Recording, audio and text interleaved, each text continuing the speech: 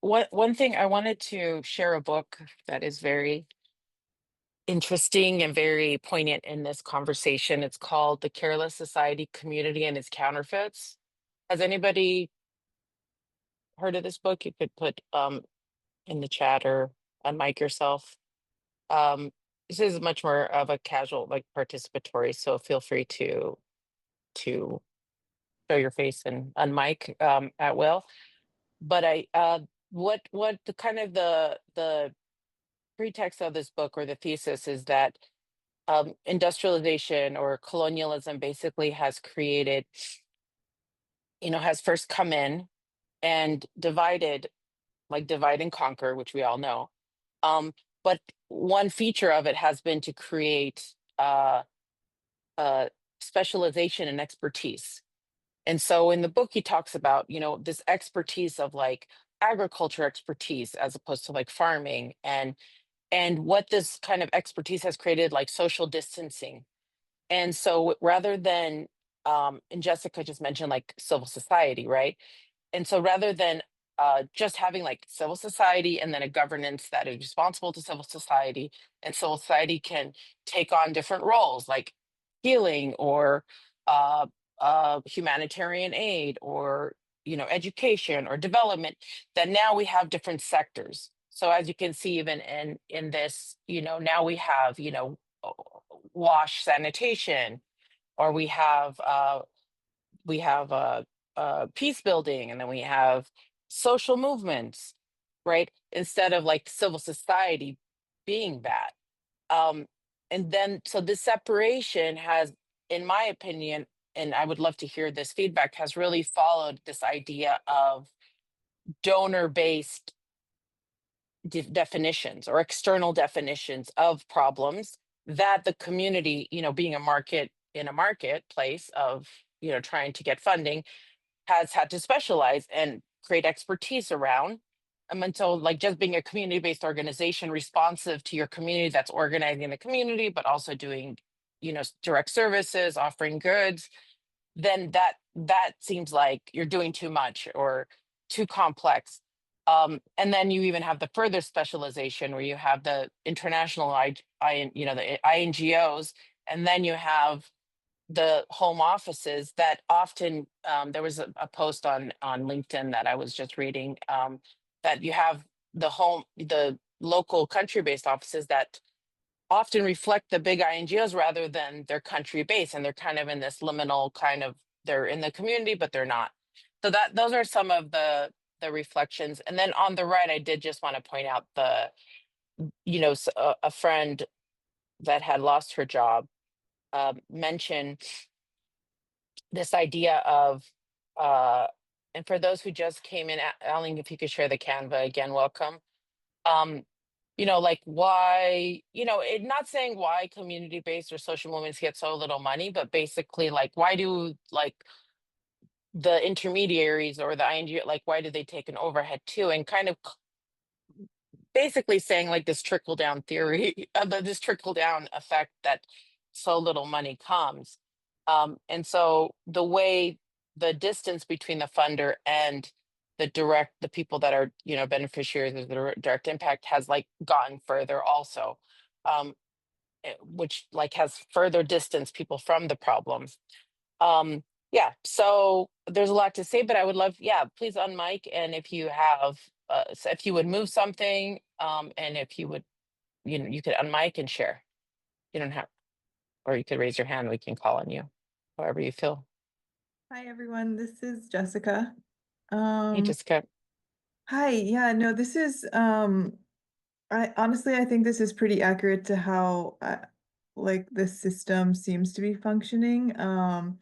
I think that I might add like one additional layer to the little graph on the right side.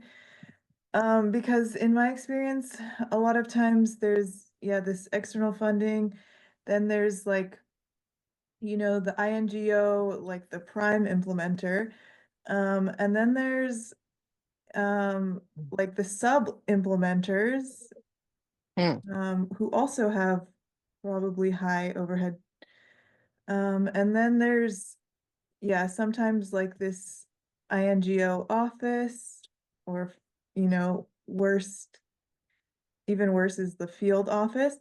And then oftentimes there's even another layer, which is like the the subs, or the, partner implementers, which sometimes are local, but sometimes they're regional or international as well. Mm, And so then below, like, yeah, below that, then there's the, like, local community. mm. Can you say more who give us an example of a implementer? So for example, I've worked on a project where, like, my organization was, let's say, yeah, this a sub, so not the prime implementer, but has like a portion of a project that maybe focuses on a specific topical area. And then we have contracts with, you know, this layer below us, which is, let's say, like local organizations or other international organizations that maybe have expertise in, um, like human rights law, or, something Mm. quite specific. They're kind of, yeah, there's like multiple layers of subs, I feel like sometimes, um, before it even gets to like the community level, or sometimes even a local organization level. And do you think that, I mean, this is kind of obvious, but do you think it affects money or power more? Like the amount of money they get or the amount of decision making the community gets? Yeah, I think probably both, and equally. Mm, Yeah. okay, thanks. Who Thanks. else? That was really interesting.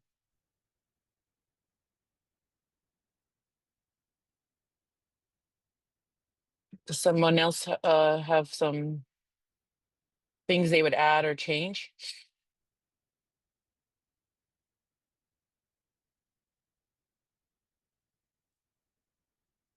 So for those who just got here, Alan shared with us kind of this world systems map of, where the funder and external support is um, on the, kind of centered, and then the other, uh, it kind of goes out from there, and then the specialization, the expertise has been separated, and usually that has followed, uh, funding pools or the needs of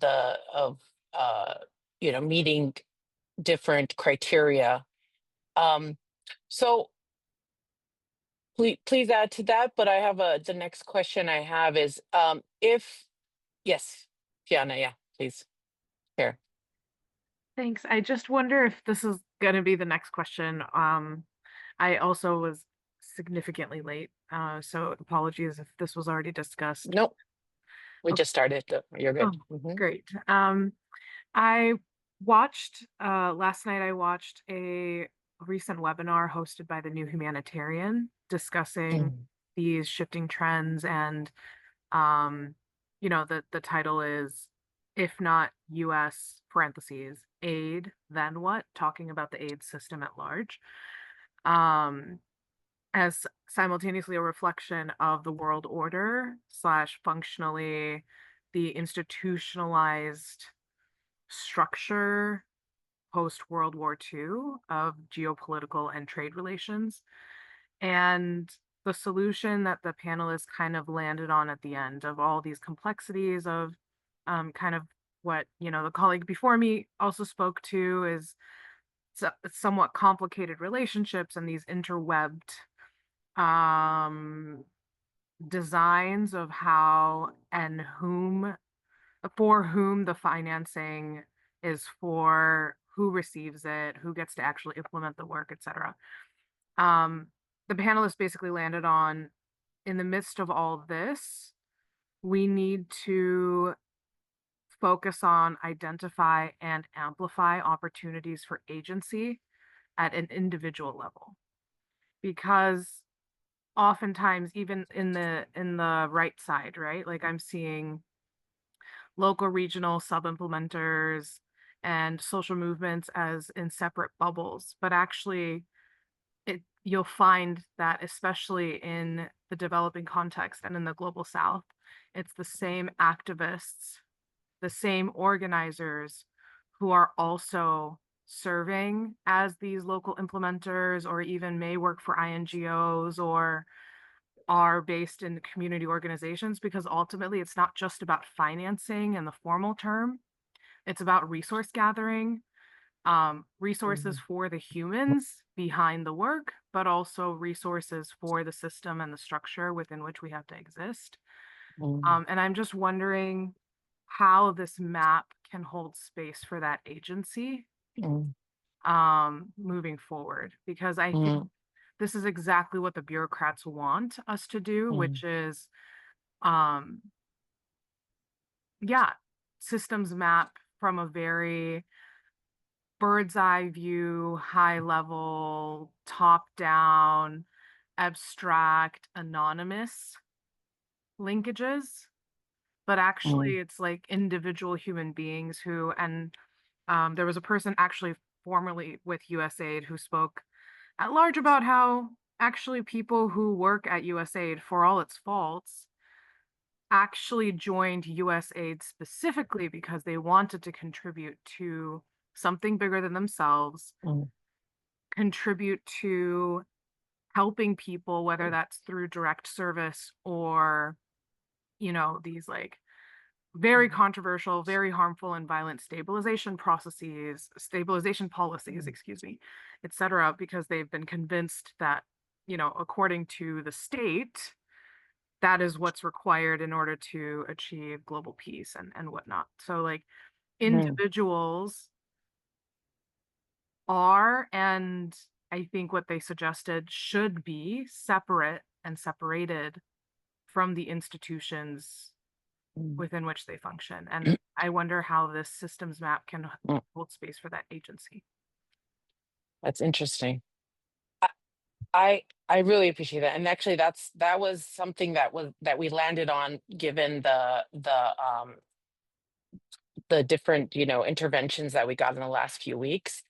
And I think the one conclusion that we landed on was the system is designed collectively, right? So it has put us in buckets collectively, not as individuals. It has ignored. Um, and it almost will benefit more, like it'll continue it if we act as individuals, right? If we're just not doing something collectively, it becomes more powerful when we're just all kind of on our own, trying our best with good hearts, but there's no actual organizing. And so the title of this, you know, of this session was very thought through, is that the idea that and we have it in one of the exercises that we're going to do, you know, people to people collective action for global solidarity. And so how do we kind of bridge this idea of people to people, right? Like individual and people working together with uh the actual collective action, right? Because we can all mourn, or we can all look for jobs, or we can all do our little efforts. And I, you know, there's a few case studies that I can share that we did with immigration here, where it was individuals supporting asylum, and then once we organized and and brought our resources together, that we were able to actually collect, you know, create something that was much more sustainable, much more resilient, much more adaptable. Naranjan, I want to hear from you. I think someone else actually had their hand up before me, so maybe. I think it was who just spoke. She just didn't put her hand down. Oh, Like, so yeah, you're good. Yeah. okay, my bad. Sorry. So I think one of the core issues is that, like you said, Henry Ford's production line has created an almost violent separation between specialties, so that people have a highly focused area of expertise but little to no understanding of other sectors. And I think that when we consider that from the perspective of emerging economic activity, then it's very intentional and it allows things to develop almost organically so that you have these sort of passing off of funds and a trickle down to local organizations at the grassroots level. And while that sucks, I think in theory, at least, the idea is that you have like these Russian dolls of fiduciary responsibility for those funds. So, like, you have a government that passes things on to an INGO, which has an established international level reputation, which can then pass it on to a local partner, which maybe doesn't have the international reputation or doesn't have, you know, the long established line so that people trust them with the money, but they do have local expertise. And while the local organization won't always have, you know, the things I just talked about, in some ways, at least theoretically, it allows for some level of agility at the local level because organizations can kind of blossom as needed and at will. But the issue is that, from my perspective at least, the internet and COVID in particular dismantled the system of geographical supremacy and decision making. I know that decolonizing aid was something that was relevant before COVID, but I think that that's very much what brought it to the forefront of decision making, or at least when we talk about humanitarian aid, it made it more obvious where the disparities were. So the idea that people in Washington, D.C. have decision-making authority by virtue of being in Washington, D.C., I think we can all attest that there is this rapid reattempt to reestablish geographical supremacy through the return to office. And to some extent, I believe that the current establishment, through its American isolationism, is also trying to re-centralize funds and decision-making without understanding that humanitarian aid at its core is a neo-colonialist system that seeks to maintain control over resources by maintaining control over local actors, which is in turn done by controlling humanitarian funding to certain hotspots. So I think that without acknowledging the neo-colonialism underpinning all of modern humanitarian aid, we can't actually make appropriate moves in the right direction because it's like people are doing these little band-aid solutions to cover tiny cracks that are appearing on the surface without actually addressing the root cause of modern problems in humanitarian aid and funding. Yeah. Amen. Thank you. I mean, I think that is at the core, and I mean, you should have seen my notes on this before that we deleted. It was like, you know, basically the system was made for this. This is how it was designed. Like there was no, this is not a mistake. This is not a flaw in the system. This is actually the way it was meant to be. And so the quirks and things are by design. And so when we think about like redesigning something or doing something different, you know, I'm hearing like that the people to people is important, and I'm hearing like recognizing the colonial nature of it is vital, and the historic, you know, like the way it has served history has also been vital. And so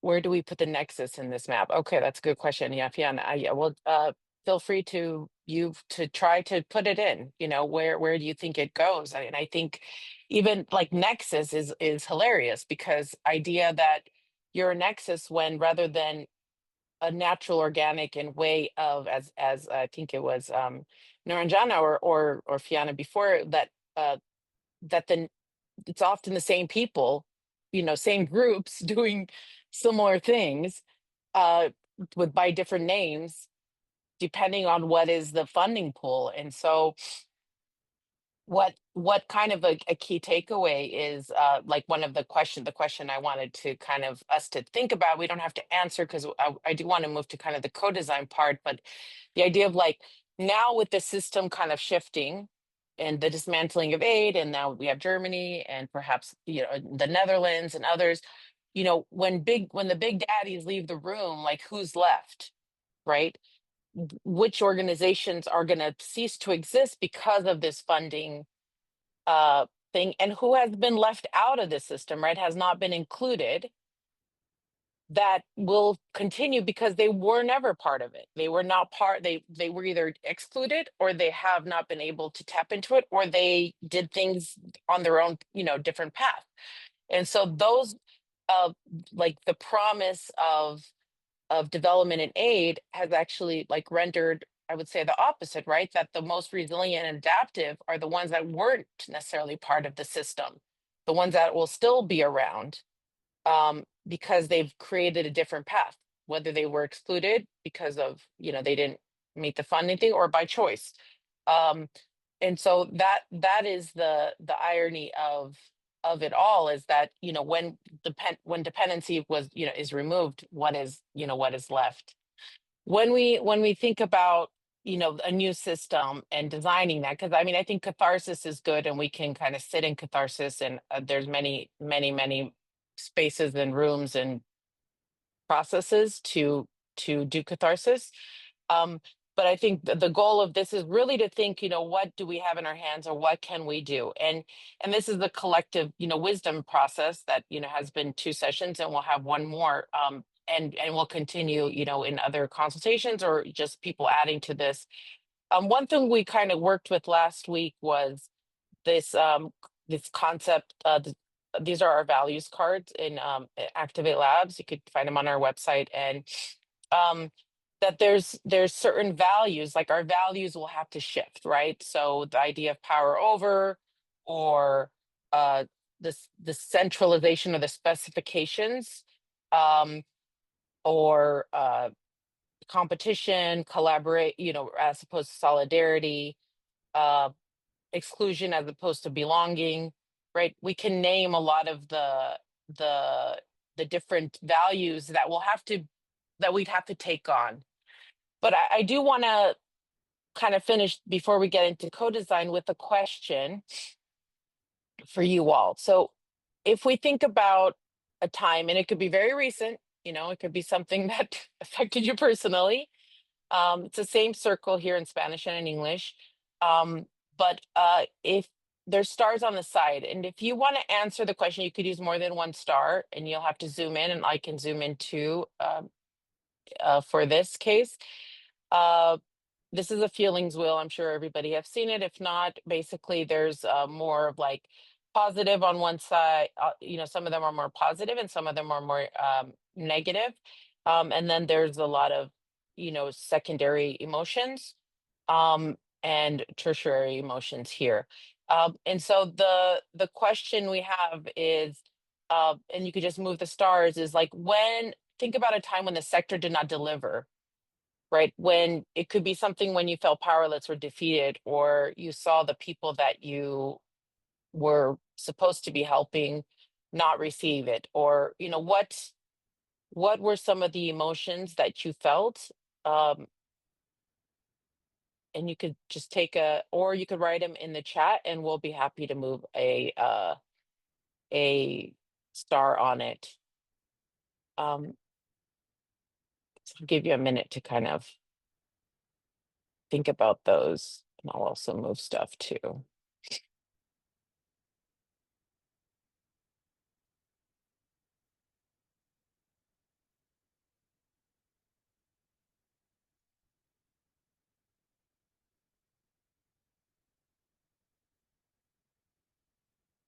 So we have indignant,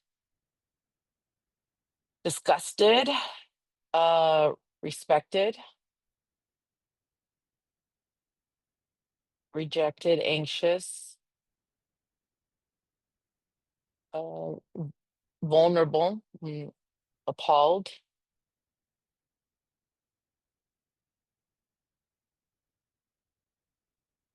And then the chat here says, I'm not sure if it's on the wheel because I'm driving and turning it on, but I'd say shame. Okay, yeah, good. Yeah, that the wheel definitely has shame. Have no fear. That's like a core, I think, a secondary feeling of, if somebody finds shame, put a star there.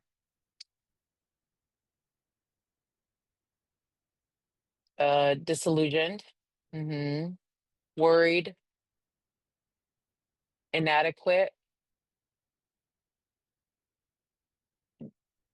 betrayed.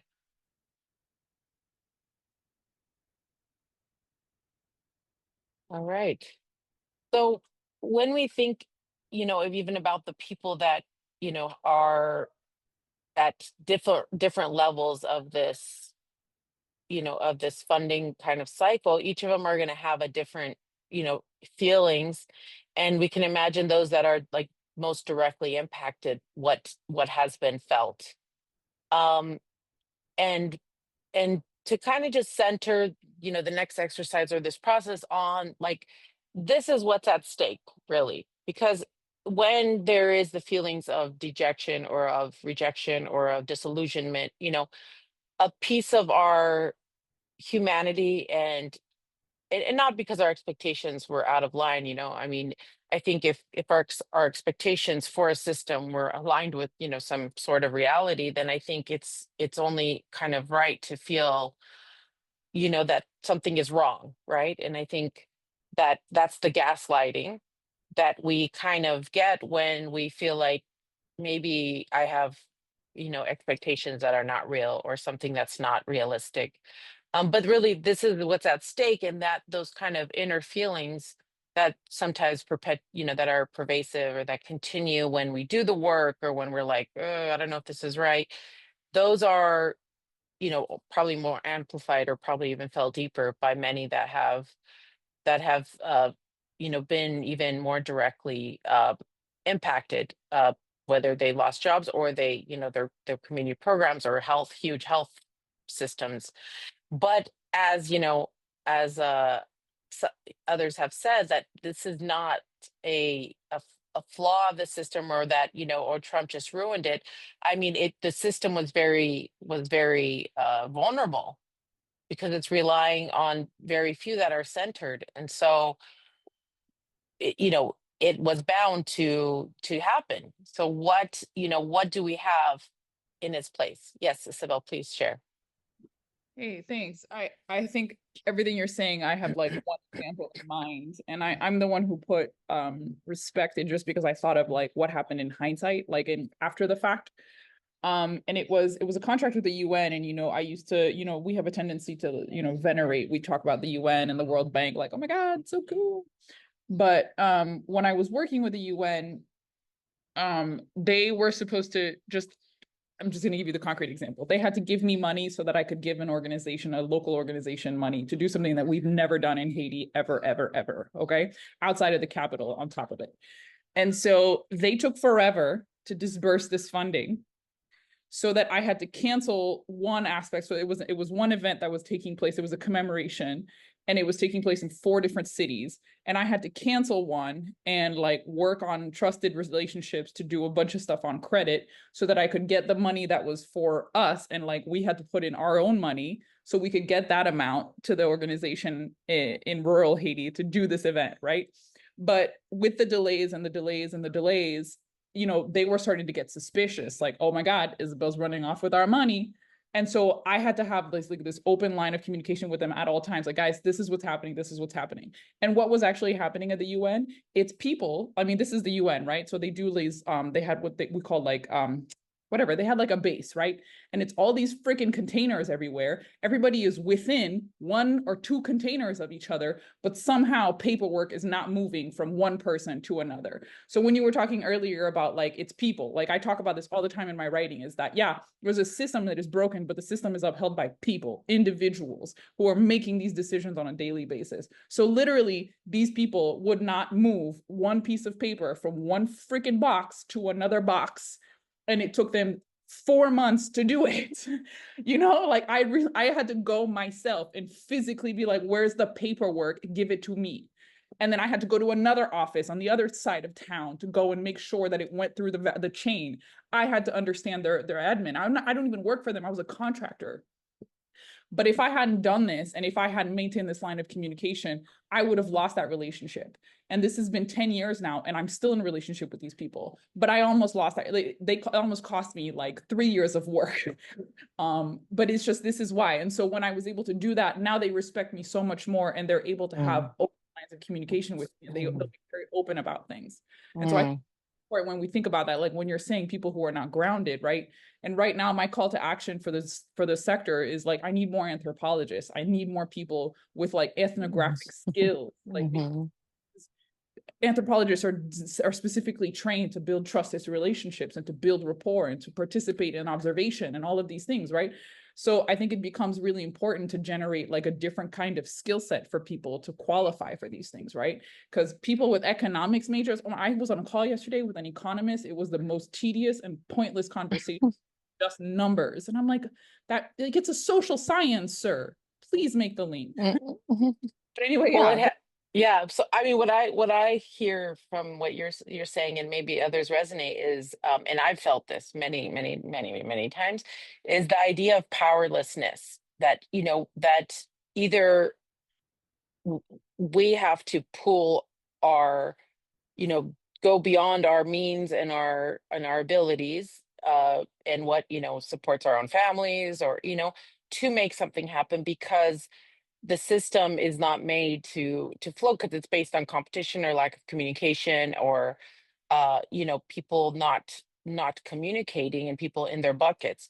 And so the powerlessness, so it could be a systemic one, or it could be people being people, like people not being nice people, I guess. And so the question is, like, how do we shift that powerlessness to collective power?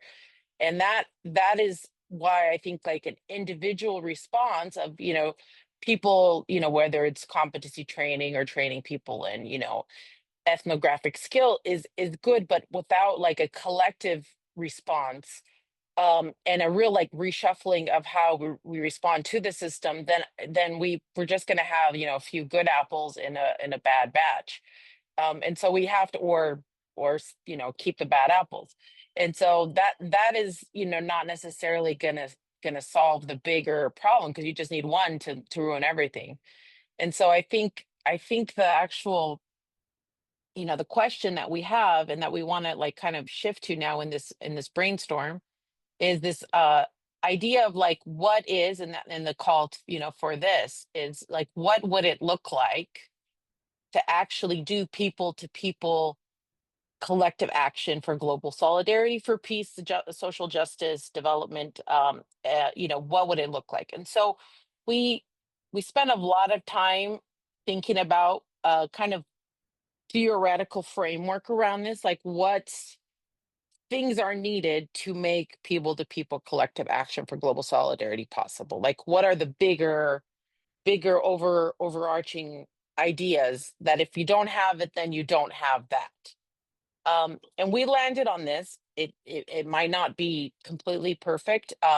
So what we wanted to do was do a brainstorm of what these are. And so what the prompt is: complete the ecosystem with key actors, components, and processes of each. And so I'll kind of go through each one and describe it, and then we could comment and fill in as we go. You could filling it in is a way to participate. Writing it over uh in chat and us writing it in is also a way to participate, or unmiking yourself and sharing is also a way. So each are equally fine for people that want to show up differently in the space. But so when we think of the people to people, last week we were talking a little bit about like this need to grieve and mourn. And I realized after in thinking that a lot of the conversation was like individuals need to grieve and mourn, the loss and what colonialism has done, and the loss of community and culture. And my question was like, so is this a national day of grieving? And I was kind of always going to the collective, and I was like, that was an interesting dynamic, because I wanted to find a collective way to do it, to be able to bring it power. And so with individuals doing good things separately, then what it's doing is dispersing the power, right? It's kind of, and so the idea that we need to do something in collective action can mean highly organized. There's many ways of networks, and we can, when we co-design specifics, we can think of those. There's many ways to do a network, but it could be more hierarchical, more horizontal, like more like a leader with, or a board, or different, or it could be an organizing team or cooperative. But the idea that people are gathering together and there's deciding that using their powers at their intersections, and using the power of a group, with all of its headaches and problems, is more powerful than working individually. So that was one that we landed on. The next one we landed on was power building agenda. And, coming, as an anthropologist, but also coming from more of the peace building work, sometimes power is something that's not used. I wouldn't say it's a bad word. It's something that's not really centered or thought over. And so because we're like, oh, we have to bring all sides together, we need to keep dialogue going with everyone, and I think, we do need to talk, but I think without centering a political education or like conscientization, this idea of conscientiousness and like of understanding where power lies, and that our collective action needs to have a power building agenda. And I'm not saying political in the sense of politics, but rather than that the community, that what somebody said earlier with the agency, right, is where is the agency and self-determination. And so where the community is or people are gaining power as opposed to losing power. And so, and it could take many forms, we're not like saying it has to be through nonviolent action or social movements only, that everyone should have a power building agenda where the people are more empowered at the end of it. The next one that we realized was, funding and resources. So, it takes for people to put time, energy, and their life on this. It takes resources, whether they're resources given or resources they get from a funder or resources in kind from community, that is a need. And then the final one is transformative relational culture. So the idea of how we want to be together, like what are the ways. And one analogy we wanted to kind of bring into this is like, say if we're all going to go on a road trip, or I'm going to go on a road trip. And so we could, the having a car and having gas in my car and having, a functioning car, those are the funding and resources. I have a car.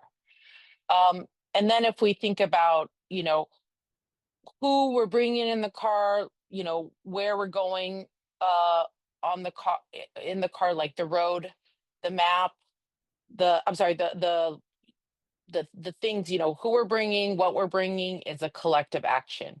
The power building is like why we're going, right? Are we going on vacation? Are we going to visit somebody? Are we going to the why? And then the how, like how we're going to be together in the car. Are we going to take turns driving? Are we going to stop when somebody has to go potty? Or are we going to be like, no, let's march on? Are we going to share who listens to what music? Is it just going to be one person? Is mom going to be yelling in the front?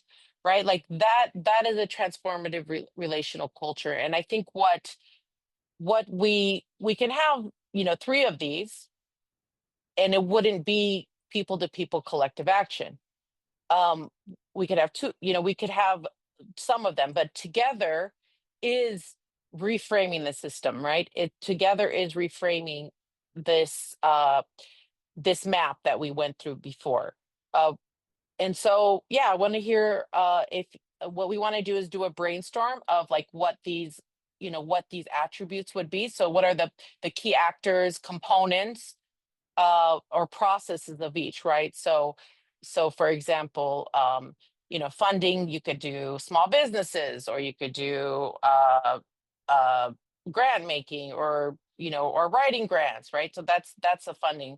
Um, Transformative relational culture, it's centering the margins, or it's not just about like values or group agreements, but things that are how we want to be together. So yeah, if it would be great to hear from you all, and I'll be like writing in and taking notes. Let's start with collective action if we can. And what are some of the key actors, components, or processes of collective action that would make this a distinct process? So you could feel free to unmic yourself, or write in the chat, or just write directly on there and I'll read it. Or is there any questions or comments about this whole thing? Either are good.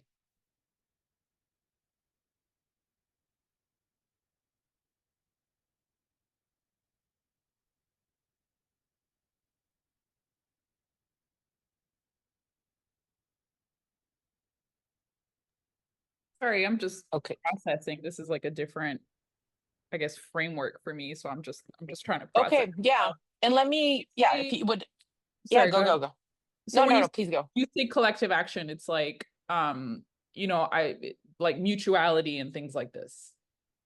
I mean, like people coming together to do something. So I'll give, I guess, one example that, it's from, so that we're like puts all of these together, right? So, uh, where we kind of want to land even in this whole process. So when Trump, the first, Trump's first administration, when they did the whole, migration shutdown, we were working at the border, we were working in Mexico, and at that time a big group from New York wanted to come down and do a lot of social actions and do, intervene in the border. And I was very, active there, and so we had people that called us and like, how can we participate, what can we do? And there was already like groups in place and things coming, and this group kind of came anyways, and they wanted to like do a mass action, which it wasn't really like the right context for this. And so, but one thing they did do was do a lot of political education. So anybody who came, I think they brought in like 2,000 people. It was a huge crowd of people, and anyone that came in, got political education about migration, about the history of migration. And so they did that like power analysis part. And then the people went and they worked in, in the spaces. At the same time, many migrants were coming and they worked in the same like food kitchens and shelters and stuff where these people that had gotten the training. Same time, us and other groups were also working with migrants. So, when we were working, we met a family that asked us to help them with asylum. So we worked specifically with, we did a participatory video, and we worked specifically with, 6 people. And in a few months, the family we were helping, they had met somebody in detention that was also helping, that had a sponsor also that wanted support with this. So in to make this kind of a shorter story, this person we connected, and we connected with others, and we started a signal group. And in the signal group, we basically were able to have many people that were doing individual connections with, migrants, supporting them with asylum. So they were helping one person, 2 people, 3 people, each at one. But in the group, we were able to do a collective action because we shared knowledge and information, and also even campaigns and efforts. There was a power building analysis.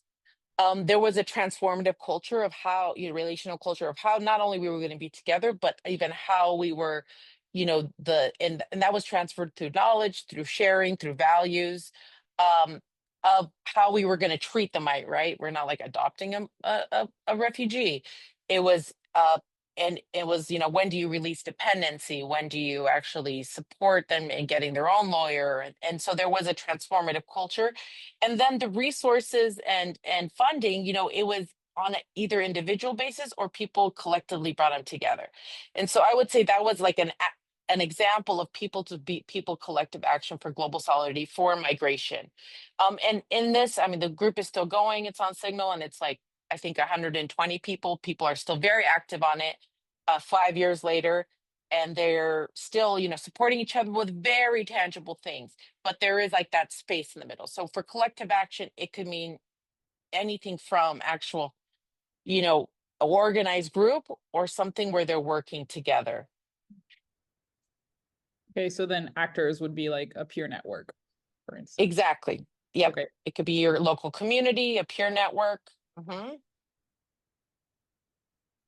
Yeah, and like what kind of components, like a structure, right? Any others that have questions, or yeah, solidarity concerts?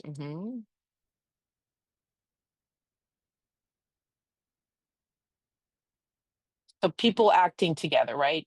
A GoFundMe.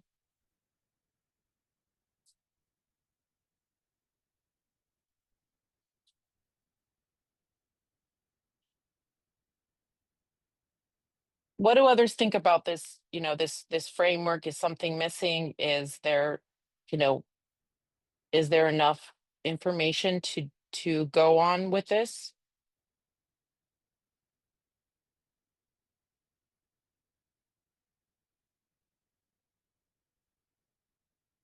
I'd love to hear from you, Jessica, or, Khadijah.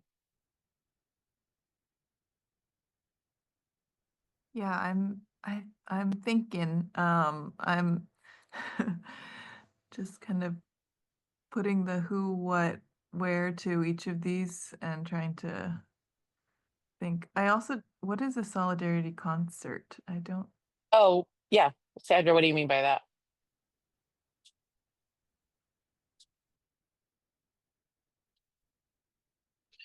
Sorry, it's a concert to educate the public and mostly to gather funds, to finance any action or any particular need from the communities. Mhm. So it kind of fits the collective action and maybe even power building. Yep. Okay. Okay. So encampment, occupy, where would you put that, Fiona, in collective action? Yeah, I would say collective action. Actually, yeah, I think that's It could be collective in more. action. It could be in more than one. It's not there. It will probably, right? Because they all Yeah. need to kind of go to the middle. So it's okay. And I would say power building agenda as well. Mhm. Okay.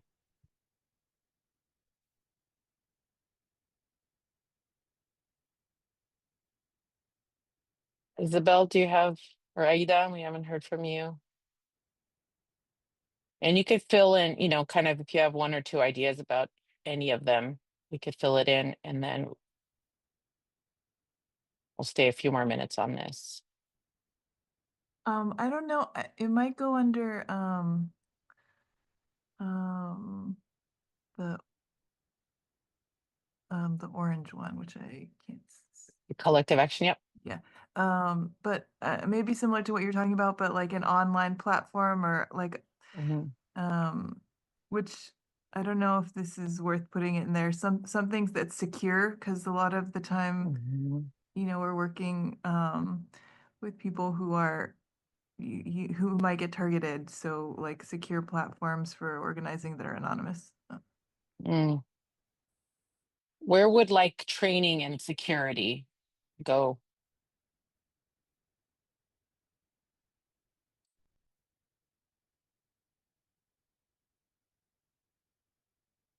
Could go on a few. I'd say collective action. Okay. The Yeah. training. Hmm.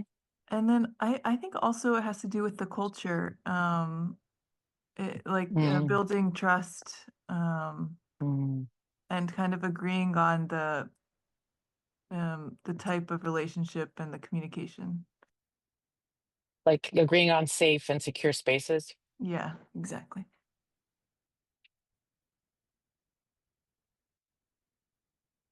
Okay, thank you for him. Yeah. Building on that, I'm also thinking about how folks have stepped into either host or be trained through Know Your Rights trainings, Mm. whether Mhm. that's for undocumented and immigrant folks or Mm. even just generally knowing about your rights in the face of state violence. Mm. Mhm. And I would say that's both collective action and also transformative relational culture, because it requires us to kind of be the front line and defend our neighbors. Mm. Mhm. One thing we mentioned last week was like the political education training, like just kind of power analysis, um, and giving people more of a context in like why things are the way they are and kind of helping them think through their own contexts. Yeah, and I think maybe related to that under power building agenda is, I think, building knowledge around like movement building and there's such a long history there. Yeah. Mhm. Alan, do you have some ideas?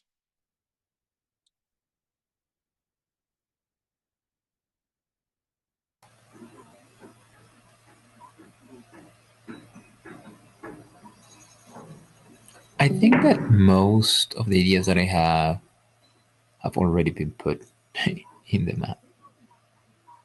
Okay. What workshop centered on multi-actor? Mutual aid. Okay, yeah. So maybe I like, yeah, mutual aid. We could put that in funding and resources and also in collective action. I think. I also brought this up because I was thinking of a particular activity that my organization's been trying to do to reduce this feeling of competition among us and regional partners over limited resources and be more like in solidarity with one another. So if one organization is suffering, like stepping up and finding ways to engage them in another actor's work so that there's always like mutual support going on. And I think this builds that trust and that relational culture that we would like to see more of. Mm. So I heard in that like mutual support, but also like sharing power.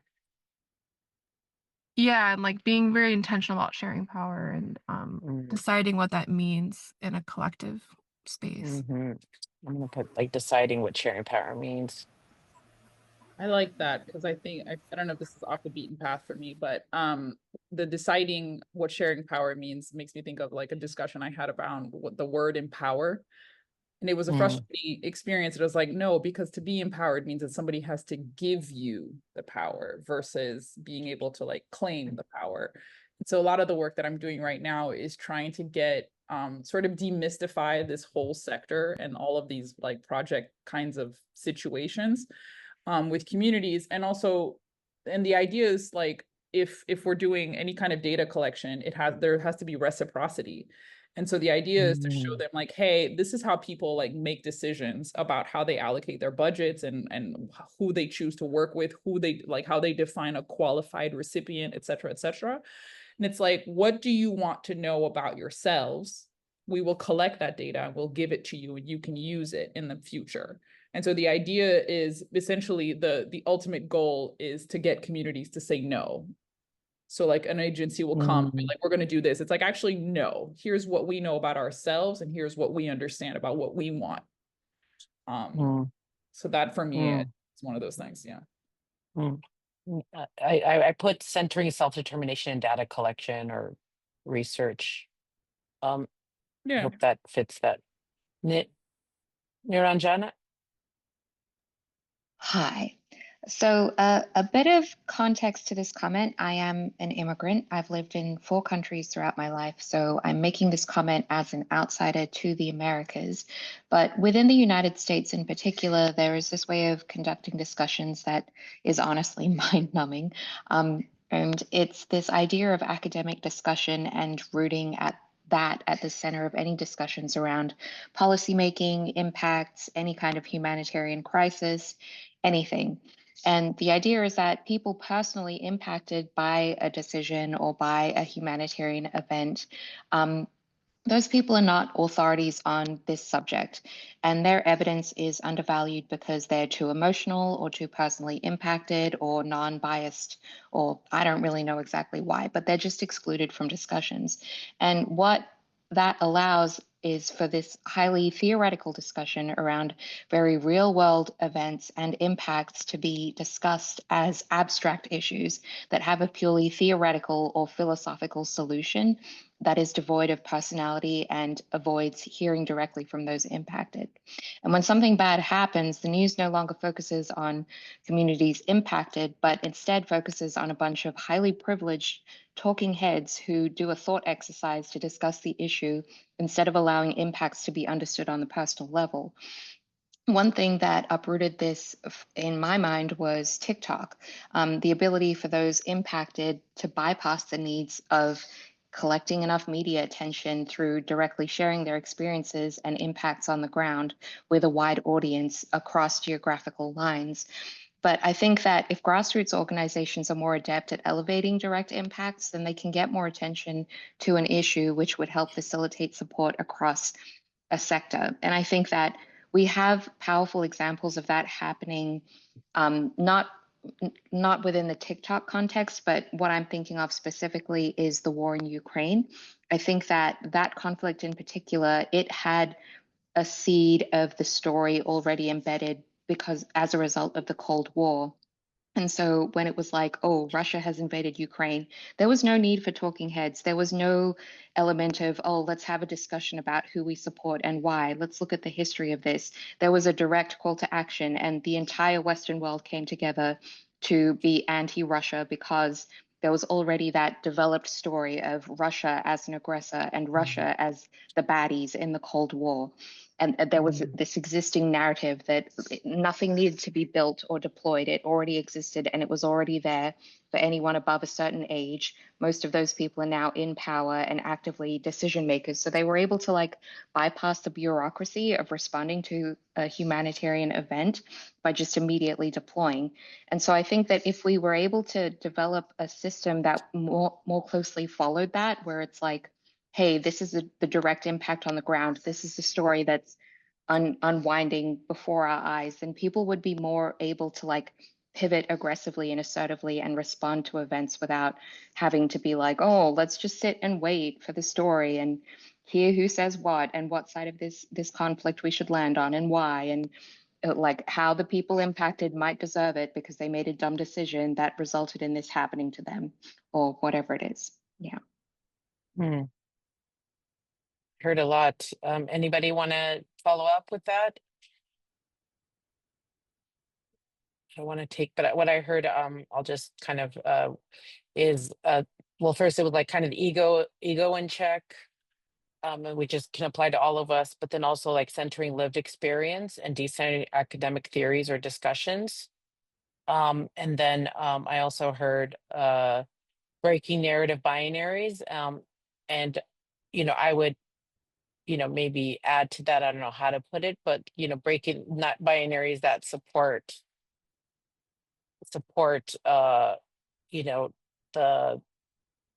powers that be, right? So that decenter, those that are directly impacted, right? That seek to separate,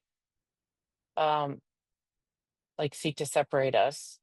And so we're kind of just have to choose a side, right? If we want to engage. That's really good. Yeah.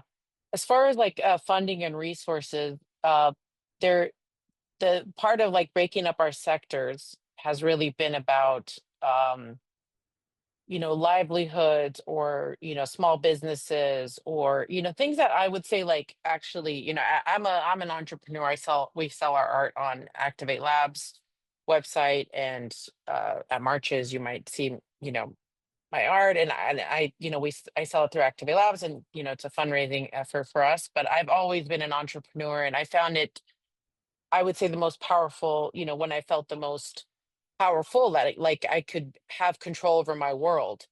A very different feeling than applying to a grant and waiting, for money, or trying to get a hold of a funder, or you know and I'm sure many of us, unless we are the grant maker, and I'm sure they have their own anxieties around that, have felt powerless. And so I'm wondering what type of livelihoods. And we were having discussion before this where it was like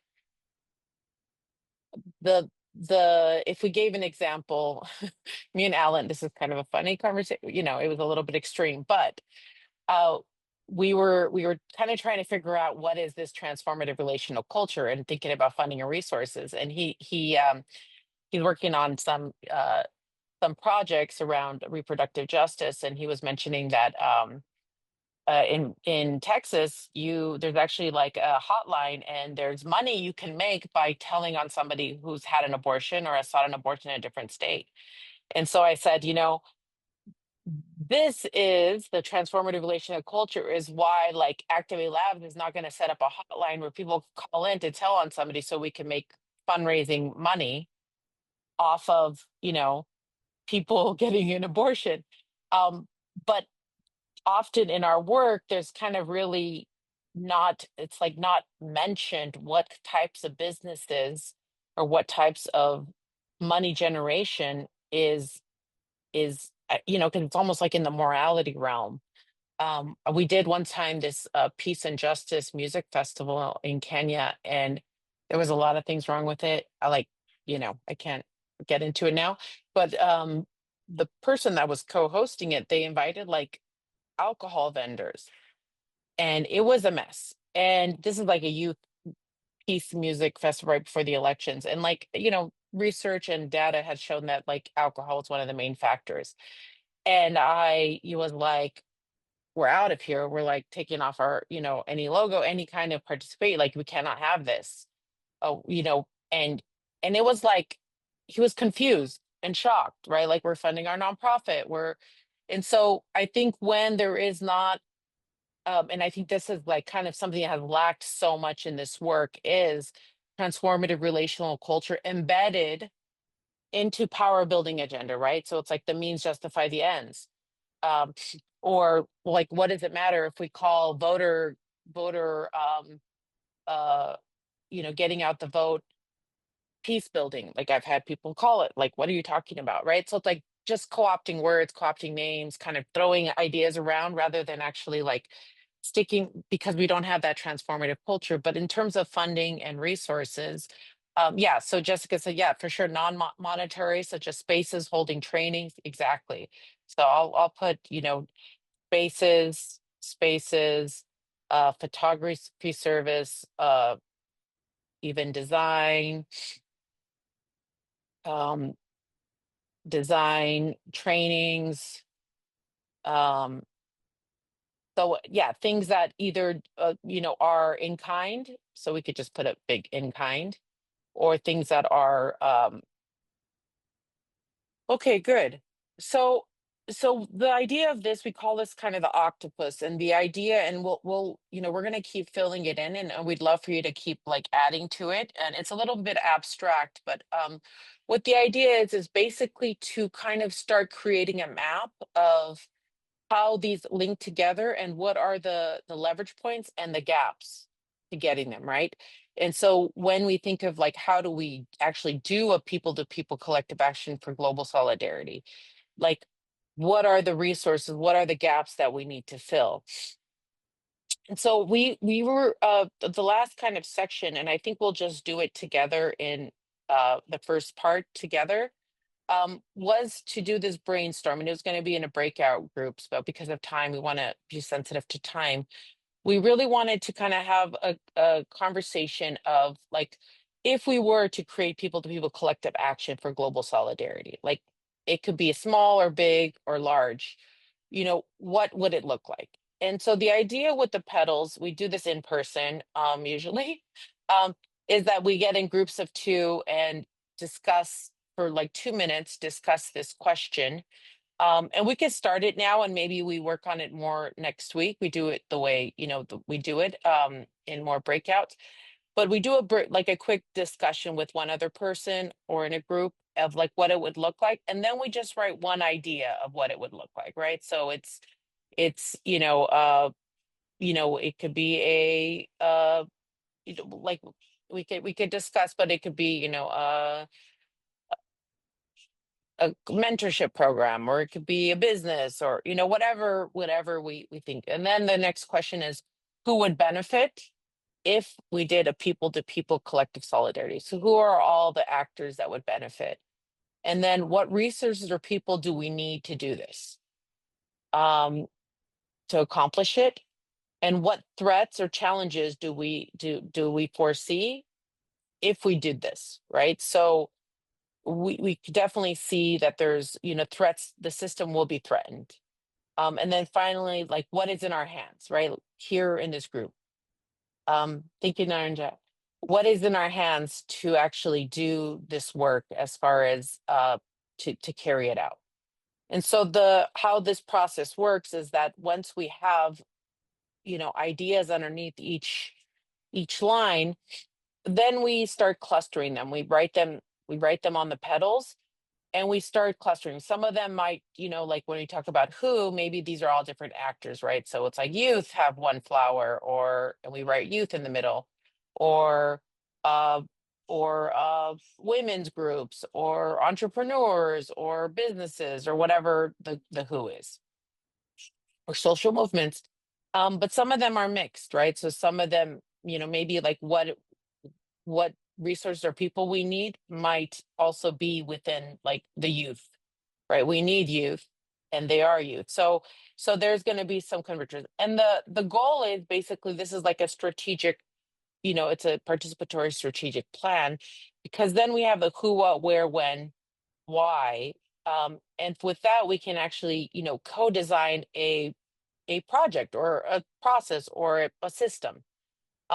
And so it really just starts with this brainstorm. And so I think with you know, just the minutes left, I just wanted to close it off. If somebody, you know, wants to, and the goal is, and we'll really dig deep into this, is like to prototype, right? Where then you can select a target group, and a project kind of a initiative idea, and then the resources needed and the threats, right? And then we can prototype different concepts. So I just wanted to throw that out there, and yeah, and we could just I think at the time we'll close it off, but I wanted to just, yeah, let's just end with any kind of reflections of this, and even of this last kind of process. If anybody, you want to unmic yourself, and kind of any last or any comments or ideas, things that this has left you with. And we could probably maybe even go in order. If I call on you, you could just pass, and then you could pass it to somebody else if you do talk. So I'll ask Sandra, let me ask you first, and then you have any closing thoughts or ideas? I think I feel very inspired of groups like these, and I've been working and volunteering with other groups. So I think there is a lot of a counter current that is working right now, and is very empowering to me. It's very inspiring, and I think we just need to do more outreach in a very personal way, you know, like to people that we actually know, our friends, our circle of influence.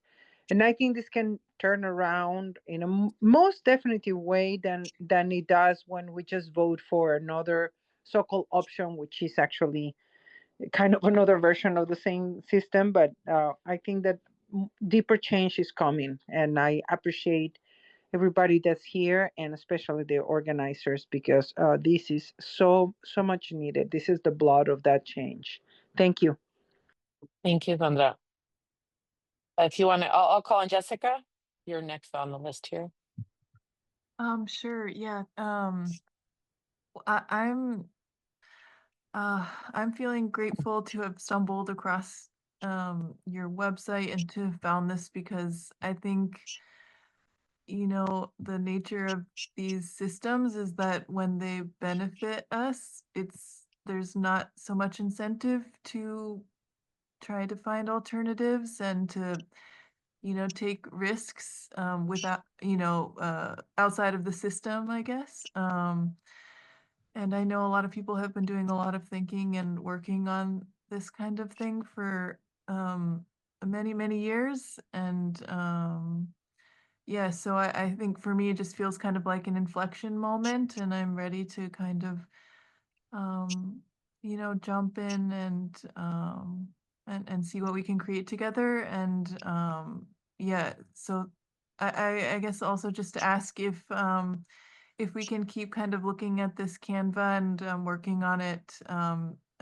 before next week. Yeah. Yeah, and also bring in other people, right? If you Yeah. have we usually create a summary, and we should have the recording out soon, and so it's definitely something that can be worked on, if you know there's enough, or you could reach out to me or to us and figure out.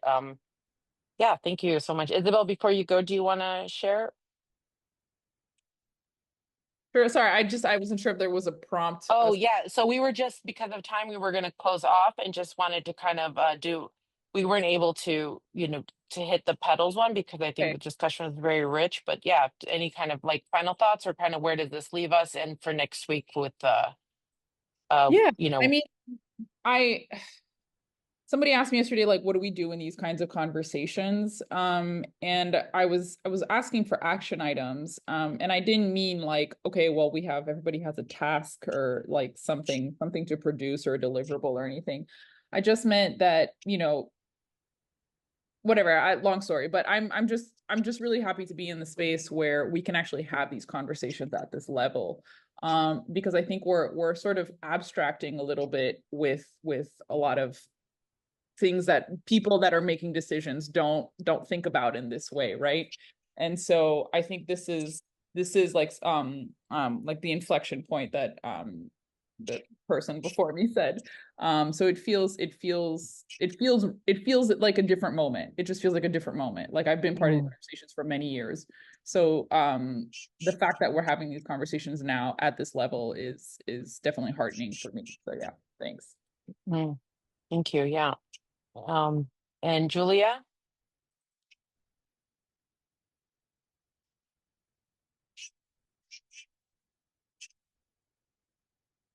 Want to unmic yourself? Unmute, I guess is the word. Or I also have Aida. Aide? Hey, can you hear me well? Yep. Hi.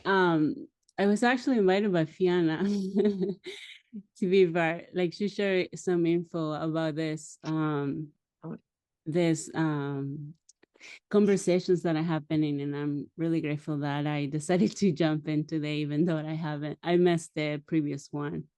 I've been quietly just listening and sort of like taking in and being appreciative of the space to discuss, at least to have the opportunity to find other people who are also having like questioning and reflecting on what's going on and how can we move forward, because sometimes it can feel very one can feel very isolated. And I think some of the stuff that was shared here resonated a lot with me. And so yeah, I'm very grateful for this opportunity and looking forward to see how can I contribute and be part of this conversations moving forward. Mm-hmm. Yeah. And even consider yourselves as, organizers of your own groups of friends and community and colleagues, and, share this with them and, or do the activity together and add to these. You could add, you could obviously just cut and paste and make more of these. Mm-hmm. So that we could, fill it in, and our hope is, for next week to be able to map them out and, and do these kind of these petals and really kind of see what has come out as the main features. Thank you so much for being here, and invite your friends for next time also. Thank you. I have Fiona. Monica, yeah, I think during the activity, I was reflecting on how actually unique this space is and how refreshing it is that I can say rather outside of the space controversial things like this is all because of colonialism and the current world order must end, and not have to explain is such a relief, because it's clear that we're on, maybe not on the same page, but we're on the same plane. And yeah, I look forward to ideating and visioning together with this group in particular because of that. Because I don't feel crazy in this space. And I just wanted to explain a bit what I wrote in the chat. I've been thinking about this concept of rupture and the iceberg model. So what we're seeing is not just individual actions that are destroying or dismantling people's livelihoods and whatnot. It's an iceberg. So we're seeing just the surface of what is in reality extremely deep and dark and has roots in like the ice age before us. And that does really take us immediately back to like the present day is the history of colonialism since like Columbus, like 17, what is it, 15? I should know this. Oh my God. 15, 14, 1492. 1492. 1492. Columbus sailed the ocean blue. Hello. Yes. I paid attention. Yes. Yeah, some might say I did not actually study. We've been indoctrinated well. Studies. Is the actual. But yeah, so considering that this is really an iceberg moment that we are with, I like and we're that. pushing into the iceberg that like predates us by centuries. And I think I've also been overwhelmed by this, thought that in order to therefore, in order to change our lived realities today, we need to change and transform and eradicate the entire world order. But that's really overwhelming, and that's probably not going to happen. Yeah. This framework is way more tangible, and I can see how it translates individual actions towards like reaching systemic levels of change. And simultaneously, we can address root causes, which I would suggest is probably the category around culture, as well as reaching the scale of change required through, like community or communal actions. And it doesn't necessarily require us to like have these maverick institutions and member states keep up. Like, I think ultimately, I I I think we need all of us everywhere, but I think if I'm understanding the premise of your framework correctly, we're basically arguing that we don't need them, and they like these systems and institutions and governments are going to simply reflect what we, the people, put out. I think, and I think I'm going to hold on to that. Yeah, I mean, we could set the pace, but I think the main thing is like what's in our hands. The last question is like what's in our hands, which shifts the power to each of us collectively, right? It's not saying like I'm going to go feed the homeless today, and I'm going to give 3 socks and yet we have these big policy issues that are causing homelessness in the United States. That's not that, that's good. Or I'm going to recycle, and we have these huge power plants and production, corporations dumping, you know huge vast quantities of chemicals into our oceans. Okay, we need to do both end, right? But without collective action or, a power building agenda, or, really kind of bringing in our resources together and having a real transformative relational culture shift that won't replicate power dynamics, and won't replicate the same problems that we're trying to and actually we'll think a little differently also about them, right? So we're not you could have DEI, but you could be militaristic about DEI and isolate and divide people over it, and actually create um because you didn't actually do the work of building the culture of DEI.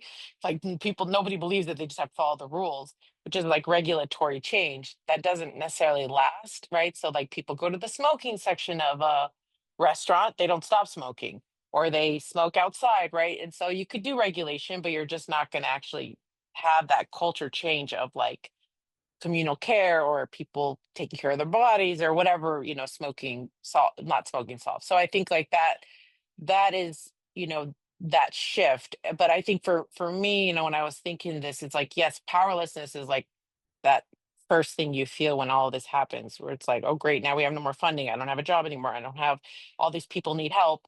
But it's like, but we were able to get 6 people asylum and help 1,000 other people get asylum because of our collective action.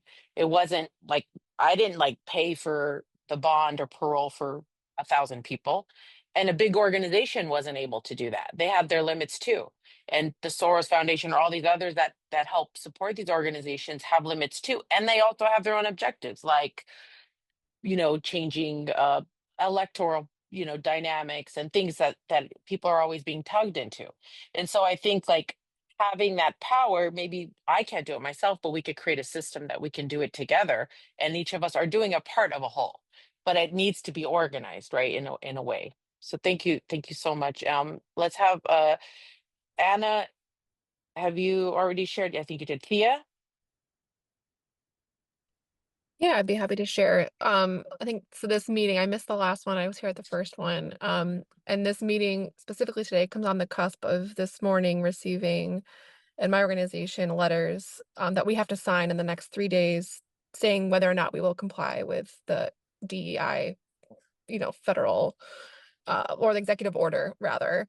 And we're debating, internally, like, do we sign this, or do we really just, 80% of our funding is reliant on this, or do we completely scratch it all and say like we will not subscribe? And so that's a conversation happening right now. Wow. Simultaneously, I have a lot of practitioner friends that all of us work in very different spaces. I have a friend who's working in food sovereignty and food policy in California. I have another friend working on housing and security and communal ownership over land. And then I'm working in peace building. And so we're having these conversations, but I haven't yet. What I'm excited about these meetings is I'm interested in the process and the facilitation techniques by which we have these conversations, and actually like talk about power and talk about cultural shifts, so that it's not just like in one sector or the other. It's happening, like there are agents such as like those friends I mentioned, who are working in food, who are working in housing, working in peace building, who are all sharing these ideas of what it means to actually shift the culture to one that's more um collective and oriented around like value building um in a new system and disruption of like the current and pre-existing systems. And I think we're all trying to bring those lenses to our organizations, to our work in some meaningful way, but having a space where we can step back and then all meet together despite our different focuses is really important. So I'm hoping to bring some of them to future meetings, but also trying to iterate this kind of process in other circles that I'm a part of. I don't currently have the skill set, I feel, to like facilitate, but I'm trying to develop it. So I'm also observing and participating in these meetings from like a learning lens of like, how can I help bring these conversations forward? So I'm excited, I'm hopeful, and again, just really grateful to observe and be part of it.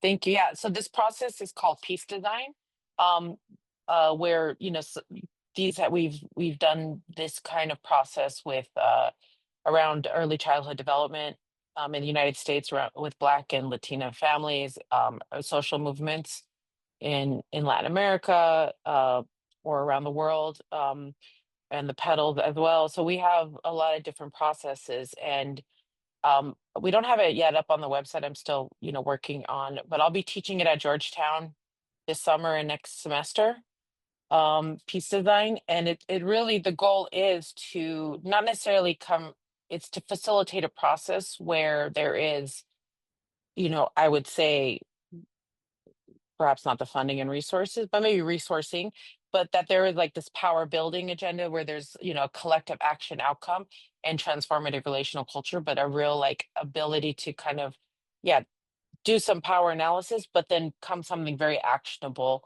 and using, co-design processes around different problems. So we will have, more trainings and more around the facilitation of it. But if you want to share, if you feel like you could iterate this with your group, or share this and kind of go through with this, it'd be great to have these populated and keep keep them building on these so that we could have something really to like work it with and develop.